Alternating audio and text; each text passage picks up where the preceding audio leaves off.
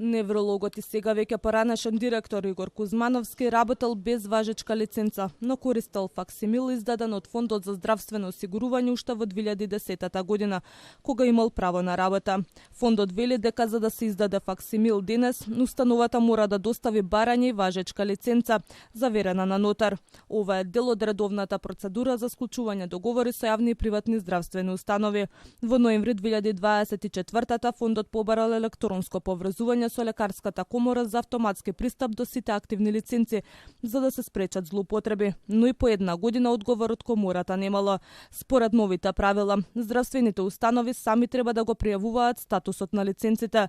Факсимилот со број 712-680 согласно евиденцијата на фондот е активен од 1 април 2010 година, со еден прекин во април 2018 година поради користење на неплатено отсуство. Одобрението за издавање на овој факсимил е дадено врз основа на официјално доставен список на лекари вработени во здравствената установа, потврден и заверен од страна на ЈЗУ Универзитетска клиника за неврологија Скопје. Истиот е доставен согласно активниот договор од 2020 година со важност до 2028 година.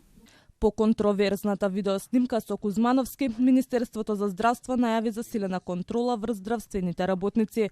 Министерот Азир Алиу рече дека се разгледува можност за воведување токсиколошки тестови за медицинскиот персонал со цел да се заштитат пациентите и да се зголеми одговорноста во системот. Ние имаме 12 работни групи кои што работат, како што знаете, на менување или синхронизација на тие закони за да не бидат во колизија помеѓу законите.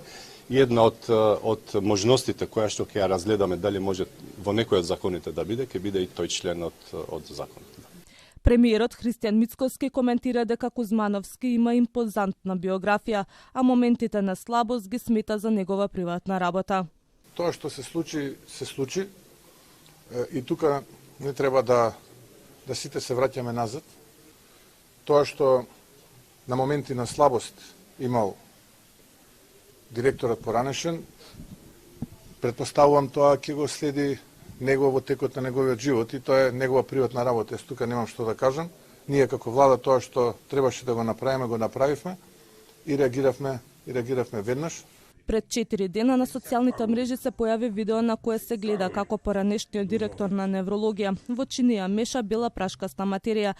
Кузмановски на својот Facebook профил се извини за постапката, наведувајќи дека се случила во момент на слабост и пред да го преземе управувањето со клиниката. Лекарската комора го разгледува случајот и прибираат информации и документација од надлежните институции, пошто ќе донесат одлуки и мерки.